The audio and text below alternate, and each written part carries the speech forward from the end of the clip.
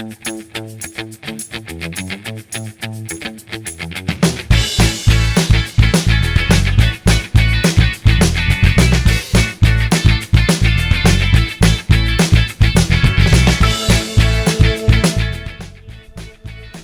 Homecoming has been made possible by the William Davidson Foundation, stimulating innovation, developing leadership, sustaining valuable programming, and tackling critical problems in 4 focus areas: Jewish life, economic vitality, cultural and civic vitality, and education.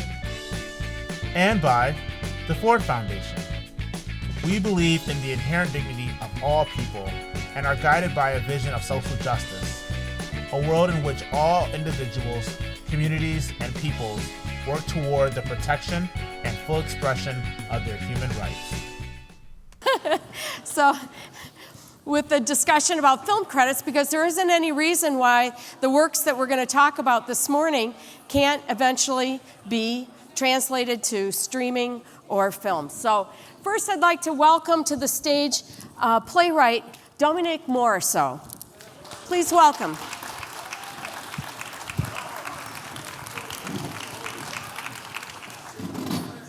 Handheld. So how many people have gone to Broadway and seen the show Ain't Too Proud? All right? Yeah. Well, Dominique, that was your first Broadway experience. Why don't you tell us a little bit about that, and then we're going to go into your Detroit project. Okay. Well, Ain't Too Proud is a musical. It's called Ain't Too Proud, The Life and Times of the Temptations. That is our Detroit-born Temptations. And I was reached out by the producers of the show about 4 years ago in 2015. They were going to take the show to Broadway. So the myth dispelled is that this show was always destined for Broadway. The producers came on board and with money to take a show about the Temptations to Broadway. They had the rights with Otis Williams, who was the last surviving member of the original Temptations and the founding member. And his manager, Shelley Berger. And they all wanted to come together to take a Temptation show to Broadway, so they just needed a team. And so they reached out to me as a writer because they knew about my Detroit work, and specifically my play Detroit 67, which is, thank you. Thank you for anybody. Thank you for anybody that knows the play.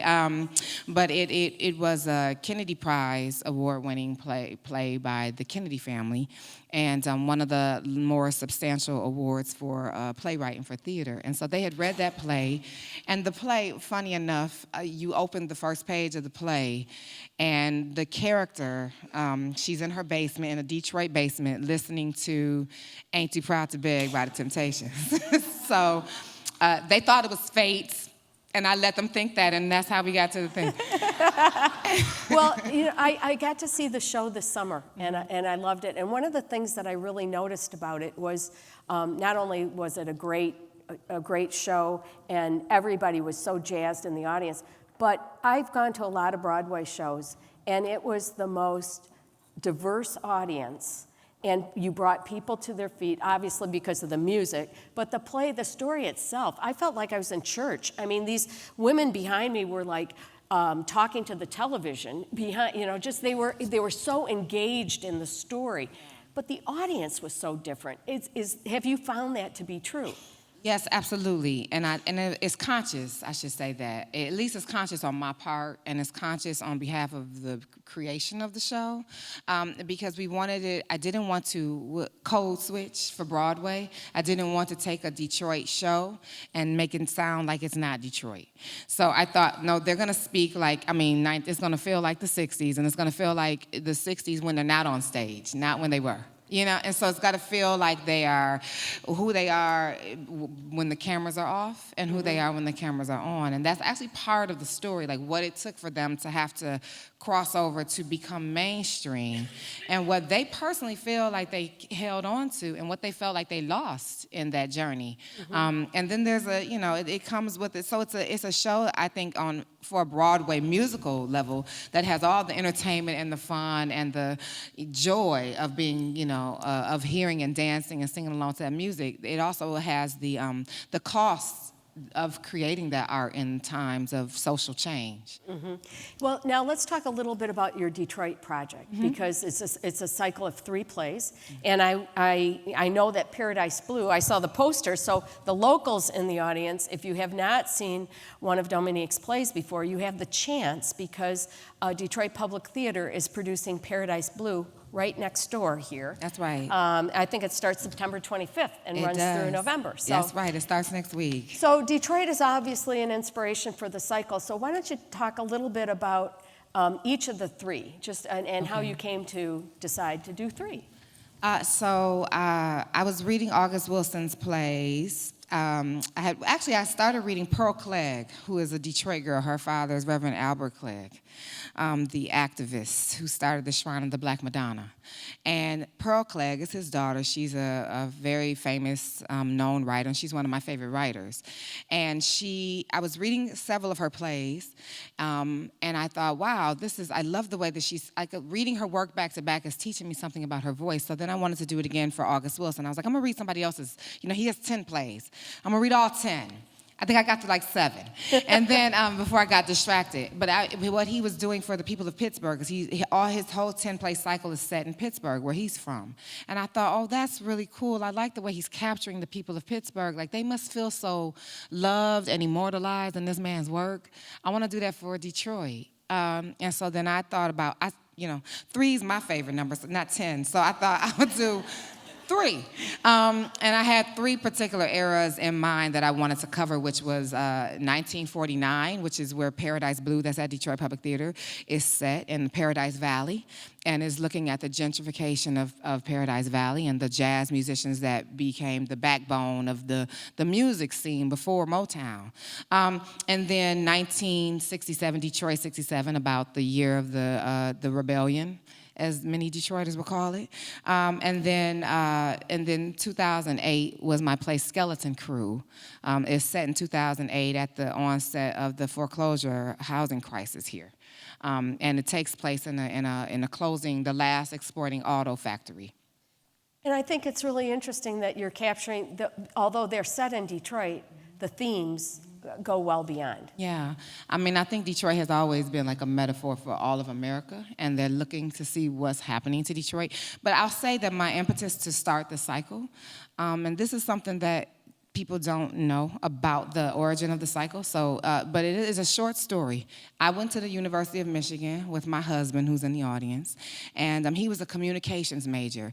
And during my last year, I remember he came back home from a class that he had. I always mess this up, but it was something about the effects of the media, and on our thinking. And I remember there was a moment where his class, they asked, what came to mind when you heard the word Detroit? And he was like one few Detroiters in his class, only African-American student in a very predominantly white class. And the adjectives started flying across the class. And I just want you to think in your head what you think those adjectives might have been, right? And so dangerous, dirty, all these things, right? A lot of D words. And but the one that hit him in the chest was the word degenerate. And he came back home that day and was really hurt. And when he was like, they called us degenerate. And I said, and it hurt me. And so we both, had to, we had to deal with the emotional impact of that for a moment. And we thought, well, what the hell do they think we doing? What would they think we eating our young in Detroit? What do they think we are doing? And is this what they're thinking of us when we're walking around campus? Mm-hmm. Like, is this what's going on in their heads quietly, when we tell them where we're from? And I thought, no, that's always sat with me, and I've never been comfortable with that. So even when I've been in New York, and I would tell people I'm from Detroit, they would talk about it like I said I was from, third world country. And in fact, my family is from third world. They're from Haiti, And I never liked the way people talk about Haiti either. Mm-hmm. And so I felt like, you know what, I'm ready to change the narrative of how I think that people who've been writing about Detroit have not been writing about it with our full humanity at stake. And I want to color us very differently. And I'm not to prove or qualify our humanity to anyone else, but more to do it, to reclaim it for ourselves. And that's why I wrote The Cycle. Well, I think that's a powerful story.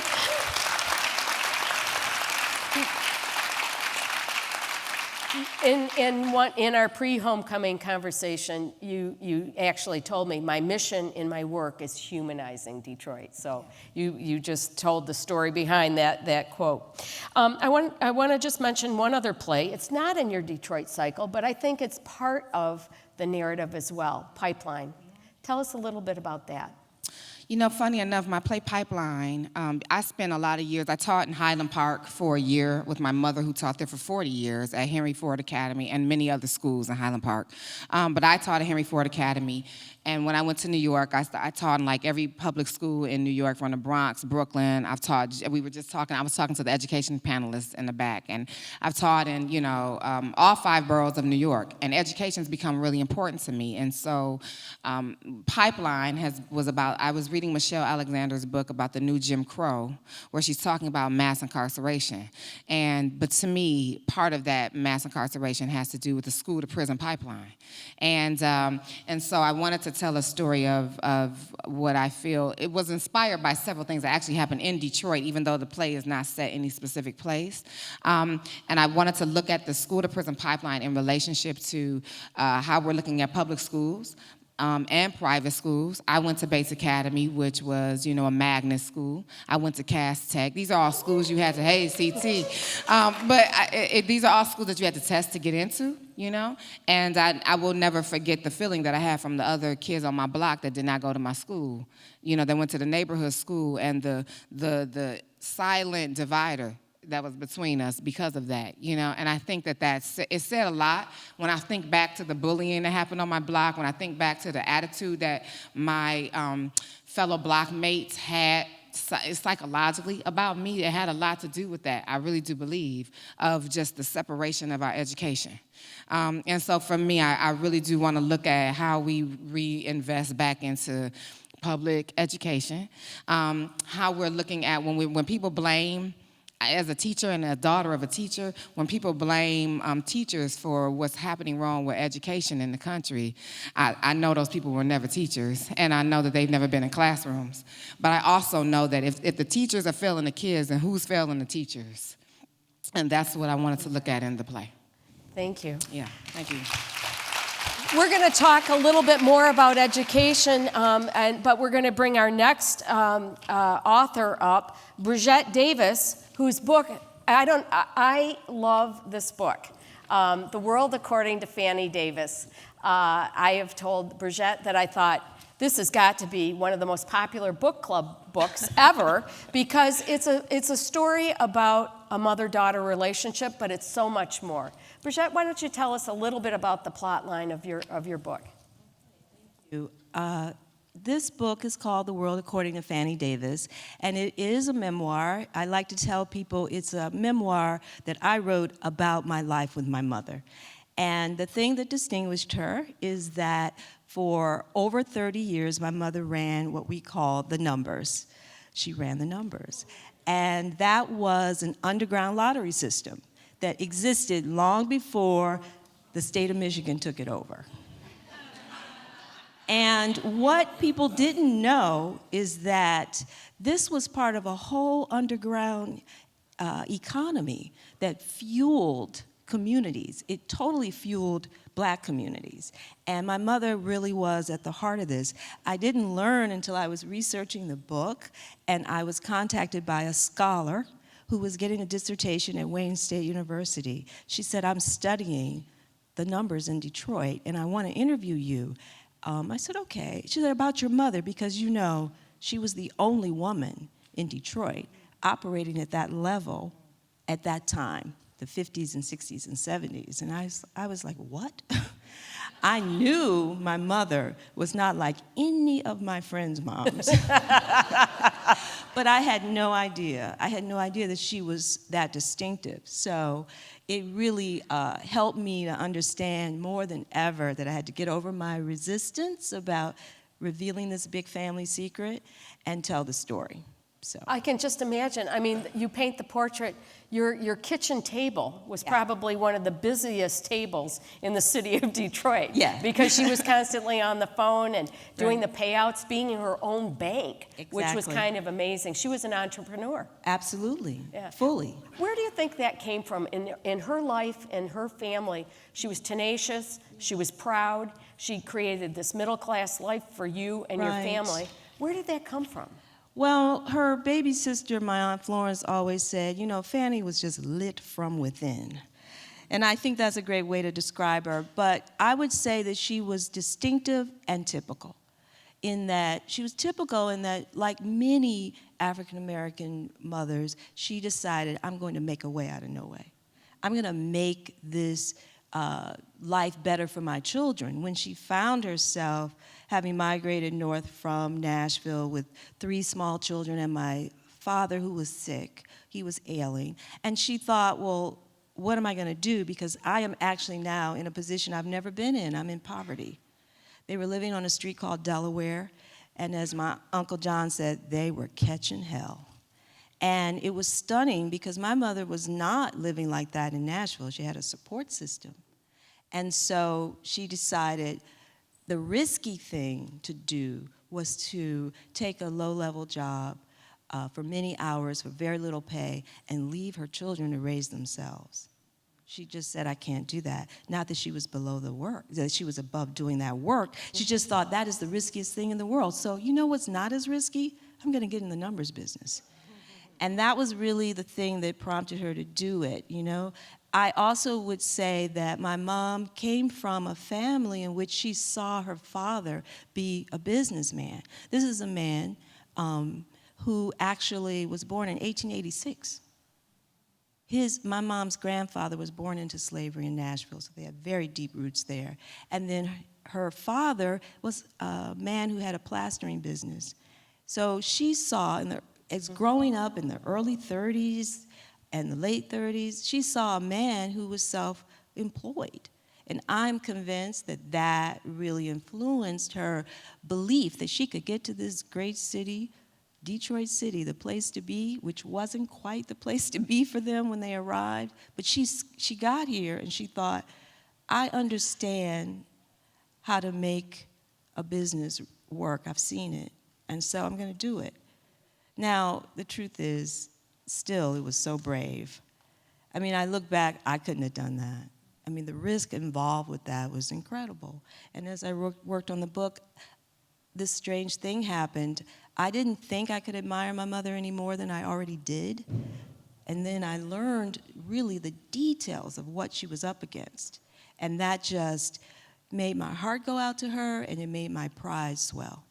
So then it was a mission to get this story out in the world. Well, one of you mentioned earlier about it being part of the economy. You know, the numbers were part of the economy. I mentioned to you the other night, one of my friends who grew up in Detroit, her grandmother took family members on vacations, furnished her living room. It was all on the winnings from the numbers. This was one of the ways that people were generating wealth. Oh, absolutely. And it did more than you could imagine. 2 great examples for me. Joe Louis? Yeah. Well, his manager was a man named John Roxborough. John Roxborough brought the numbers to Detroit. He learned about it from Harlem, brought it to Detroit. He was Detroit's #1 numbers man. And he decided that he was going to create an athlete, a top-level quality athlete, and he looked around and saw that Joe Louis had that potential, and he invested his numbers money into Joe Louis. So I say, without the numbers, would we have had Joe Louis? It's a question, you know. That's a good. Yeah. So and you're not in the book. You're very blunt about your assessment of how the state lottery started and what I never thought of that before, but could you explain your perception of how the state got involved in a legal lottery? Yeah, it wasn't even my perception. It was like the facts, you know. My mother always told us when we were growing up that there was no need to be ashamed of what we were doing. It was a secret, but it was not a dark secret. We had to keep the secret because, okay, the authorities should not find out about this, you know. But she would say to us all the time, the numbers is a legitimate business that just happens to be illegal. Because she understood there were a lot of laws in this country that quite frankly were illegitimate. So her feeling about it was, don't worry about that. And sure enough, what happens? In the 70s, the state of Michigan steps in and decides, you know what, that's a lot of money being made over there. We're gonna take this over. And that's what they did, they usurped it. They didn't even change the way it worked. They used the same system. They called it the numbers, you know, unofficially. And so that was proof. That was absolutely proof that there was really nothing untoward about, you know, this lottery business, because it wasn't harming individuals. It was really providing a very necessary economy that the formal economy was not providing. You know, these were services that black folks really needed. Folks don't remember this, but in the 1950s, an African American could not stay in a downtown Detroit hotel. They just couldn't. Until a man named John White decided to buy the Gotham and said, I'm gonna turn this into a hotel where only African Americans can stay. Celebrities, dignitaries, politicians, and plain folks. And it's gonna be beautiful. And I'm using my numbers money to do it. So you see that smudging between formal and informal economies? It was necessity that prompted all of this, you know? One of the other things that struck me about the book is you mentioned where your parents first lived when they came to Detroit, and then you were able to move to one house and then another house.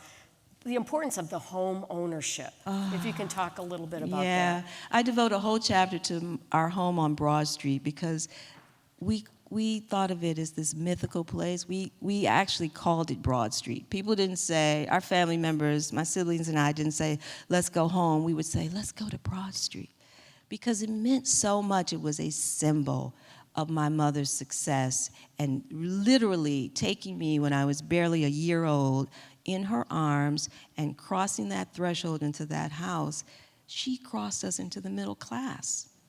Now, the thing I learned later was so stunning. My whole life, I knew my mom had bought this house on Broad Street, right in Russell Woods, on contract.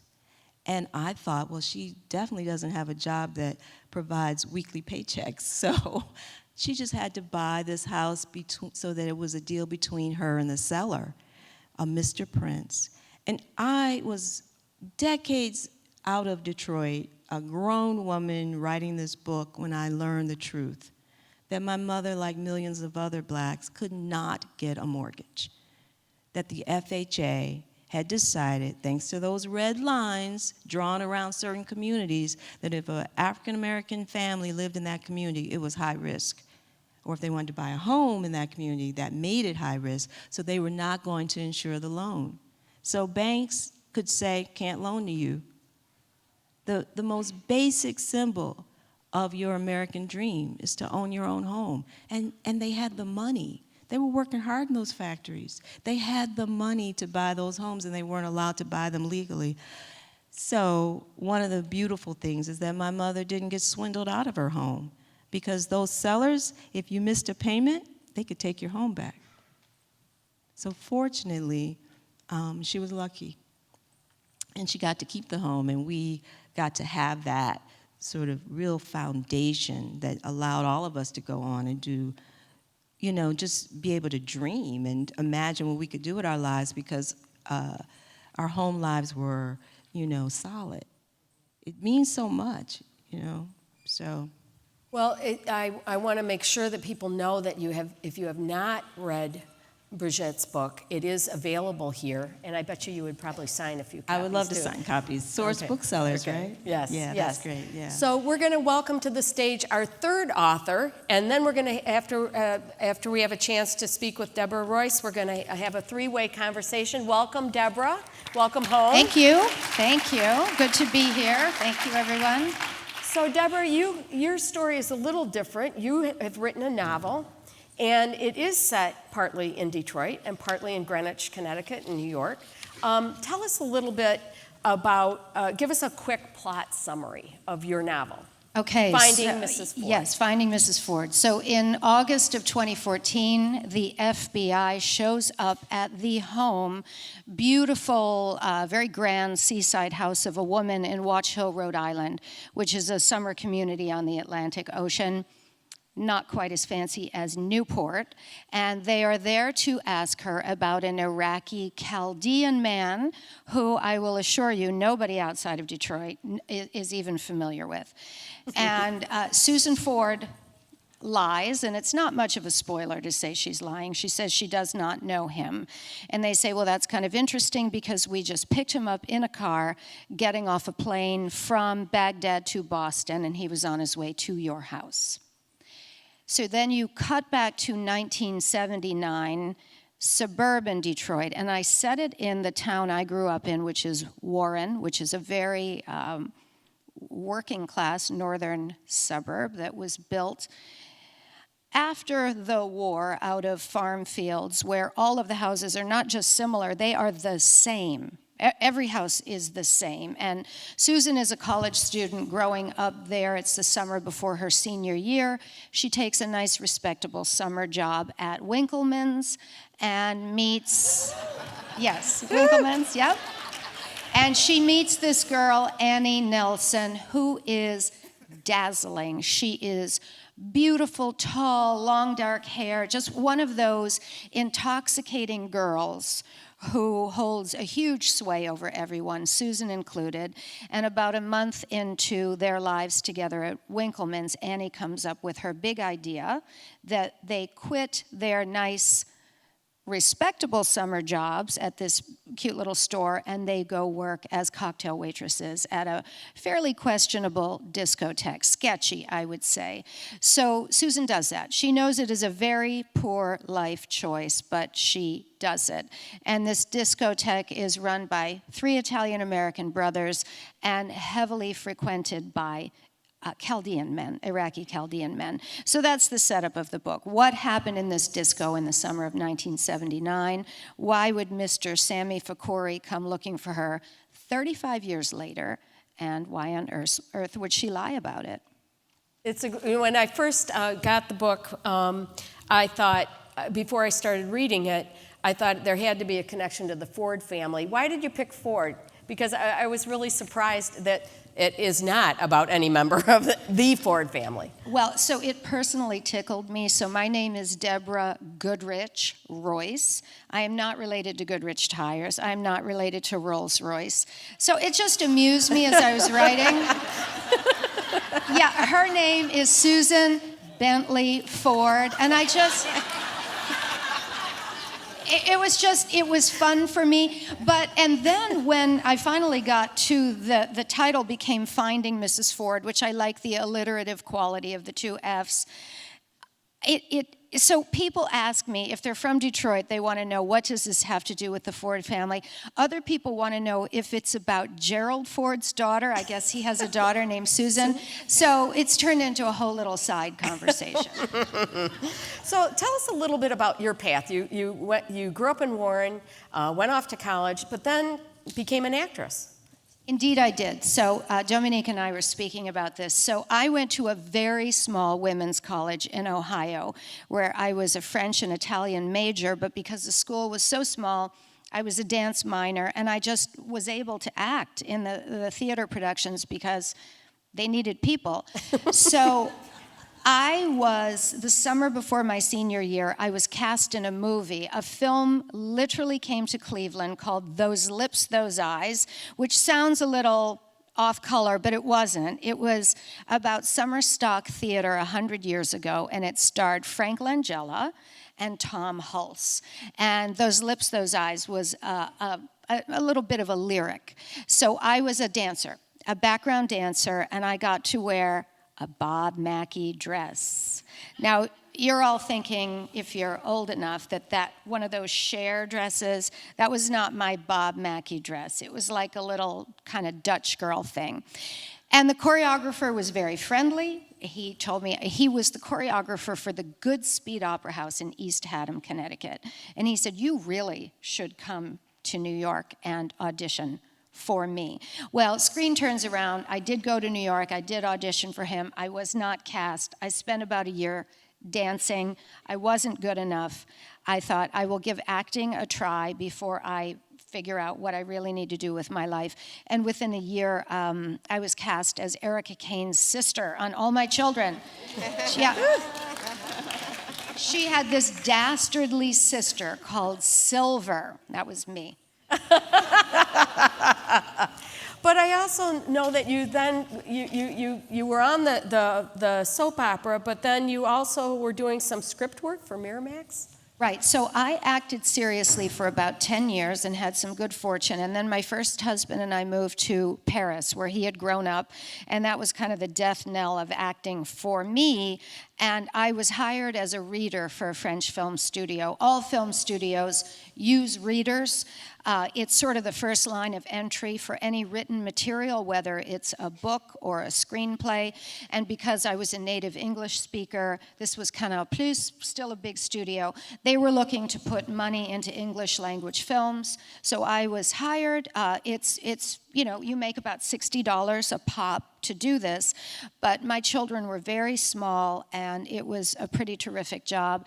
And then when I came back to New York, my first husband took a job for the actress Julia Roberts to run her development company. She had a deal at Disney, and I was hired by Harvey Weinstein to be the story editor at Miramax Films. So I came to writing really through an editorial background. So Miramax was a very rich place in the 90s. We got the best of the written word coming through the door, and I really learned to write by working with writers. So you brought up Harvey. I did. So I've written a thriller, and my book is about what people conceal and what they reveal. I think it's a very interesting thing. I don't think there's anybody here in this room who has revealed everything about him or herself to anybody else. So people compartmentalize. I did not know about Harvey's sex life. I certainly don't dispute the women, and I certainly don't condone it. I learned a tremendous amount there. It was an extraordinary place to work, but it gives me a lot of thought about what you know about people and what you don't. Another plot. Maybe. So what I want to do is shift a little bit and start a little bit of a conversation beyond the one-on-ones, and talk a little bit about your backgrounds in terms of education. Dominique, you spoke about your own experience as a teacher, and Bates, and the idea of, this is our 6th year for homecoming. We have had so many former Detroiters on stage speaking who talk about their education in Detroit, whether it was the 50s or 60s, that it gave them an opportunity. And somehow we've lost that way. But I just want to hear a little bit about each of your own educational experiences, and what you have learned, or what you would wish for the education system here in Detroit. Do you want to start, Dominique? Yeah, sure. First, I just want to say 2 things. Tom Hulse, who you started with this show, is the producer, one of the producers of Ain't Too Proud on Broadway. Oh, wow. Small world. Yeah. Very amazing. Yeah. Silver is the name. The name Silver is also the name of the character in my play Paradise Blue. That's playing at Chop Up Theater. And the policy and the numbers games are both trades of people in Paradise Blue and in Detroit 67. This is So serendipity. This is amazing. I was like, I got to remember all these things. It was a lot to remember. But yes, and so Bates Academy is where I went, and I always thought I loved my school, and it was amazing. And it was called Bates Academy School for the Gifted and Talented. We got beat up everywhere we went. We did. We got beat up by anybody that knew you were at Bates, or Go Lightly. I was saying this to somebody last night. If you were from those schools and you went to other places, you know what I mean? It was like, oh, you're from Bates. or you're from Golightly. And we got beat up. And they thought we were better. But our education was really stunning. I mean, my teacher in Bates, Miss Willie Bell Gibson, for anybody that knows this woman, is the most legendary educator on the planet. And we have like generations of people that went to Bates, and we didn't go there at the same time, and everybody invokes her name. She gave us a vocabulary that rivaled like college scholars, and literally, and she got me into poetry through Maya Angelou. Oh. And that was sort of where I feel like Bates everywhere, all over, every grade level, inspired our creativity. We had books at the end of the year that were called Bates Creates, which would take all of the literature of every grade level and, and publish it. So I feel like it definitely was the place where I learned that writing was something that I could do and that could open up my mind to seeing the world from other points of view. But it was also a place that gave me literature from people that reflected my background, so that I could see myself in the literary space. And that was really important to my education. Yeah. Well, I went to Cass Tech High. And I have to tell you, I was talking about this with classmates yesterday. It's crazy. This is true. I experienced this when I went to college, when I've been out various places in the world. How is it that so many people know about Cass Tech High? From like this one Detroit high school, I couldn't believe it. But then I realized how unique it is and really how it shaped me. I mean, I was in the performing arts curriculum. I took TV and radio. I saw all those beautiful play productions that Cass would put on. It was just, I had friends in fashion design and in art. Where else could you go to a public high school that had all these options for you? It was big too. I think there were about 5,000 of us when I was there. So you saw a range of talent and you saw a range of experiences, people from all over the city. It really shaped me. Cass was twice the size of my college, Spelman. So when I got there, I was like, this is simple. I can handle this. And what I really loved too was that my English teacher, Miss Northern, introduced us to the Harlem Renaissance. My newspaper advisor, Ms. Chapman, was the first person when I was working on the newspaper to say to me, she basically had me rewrite one piece that I did, a review of a production of a dance show at the school. She had me rewrite it 5 times. And I can still remember being so angry at her. And that piece went on to win a state competition. Wow. And I became a journalist. That was really the first time I felt so validated as a writer. And I've been thinking about it, even as we were sitting here.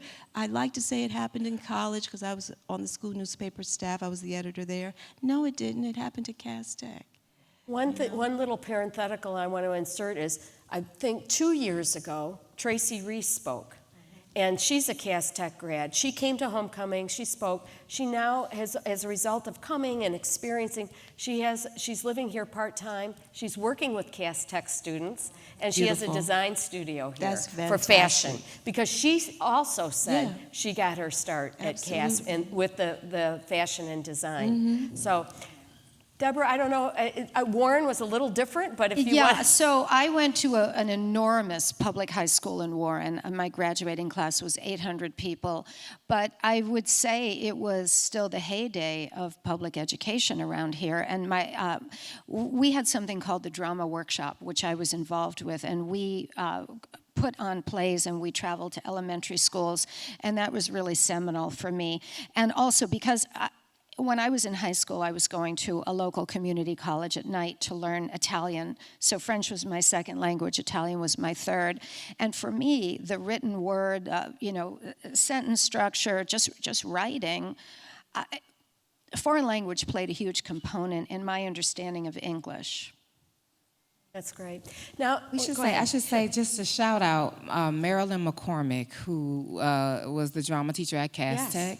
She won a Tony Yes. in education couple of years ago and she was my former teacher. And several of her students, my Cass Tech alum, performing arts students, are also in my show. Cass Tech's performing arts department has been like rivaled no other, and all across LA and New York, you were going to meet actors who went to Cass out of their performing arts department. We had this Friday morning session at Cass Tech, I think 3 years ago, and we recognized her. I think it was the year that she got the Academy Award. So, in closing, I know that all of you come back to Detroit at different times. You have family or friends, or you're coming back for to produce the plays. What is it that is there anything in closing, one thing that you've seen that you're impressed by, or one thing that you'd like to see happen in our town, in our city? I know that I want to see the kind of educational theater program that I worked in New York City. I would like to bring that program to Detroit. Is one of the most incredible direct connections between arts and academia. I always say that when people talk about arts and they try to pull funding out of schools for arts, they have no idea the connection. Not only the lofty, like, oh, it's really good for their spirits, yes, and that's something to take for granted, but it is also, it enhances their academic growth, right? And so your creative mind strengthens your academic mind. And when I was in New York, we did these educational theater programs where we would go teach a social issue. We would get kids tested for HIV, and we're using drama to teach them about HIV and AIDS education, right? We're using drama to talk about gender violence. We're getting young people to talk about cultural, acceptance. I would be in schools where no two kids in a class spoke the same language, and we're teaching them about cultural acceptance. Like those kind of things, that immediate connection between young people, I've never seen anything like it, and I want to bring that kind of thing to public schools here in Detroit. Yeah, and I would love to see a sort of support around the local writing community in Detroit, and to see people able to really stay here and be writers and have a career as an author here, in the sense that you know that you have the network that allows you to nurture your art. And for instance, I've been on book tour, I've taken my book to lots of places. I had a great launch here in Detroit, but there was no spot that I knew was the cultural hub, the way you have in other cities, like in New York, like the main writing series or the main venue that can host writers that come through, host local writers, nurture their work. It just feels like it's important to sort of make it possible for people to not be like me. I say, I'm not in Detroit, but Detroit's always in me. And so I take it everywhere I go. But imagine, I can just imagine that a young writer here wants to stay here and know that there is a place that really speaks to their lives as artists, as writers. The way you have in New York, you can really replicate that here, I think, because the talent is here. I've witnessed it in my, many times coming back and sort of trying to connect with writers in the city. So I don't know what that looks like exactly, but I feel like the place is ripe for it, and it ought to happen, really. Deborah? I would just add schools, schools, schools. I can't say it enough. I think so much has been done. It's extraordinary. I mean, it's just mind-blowing, and the next step has to be really the schools to keep the young people from leaving once they have kids. Well, that's a great segue to a session that's coming up this morning, all about education. Please join me in thanking these three distinct voices and terrific talents. Thank you so much.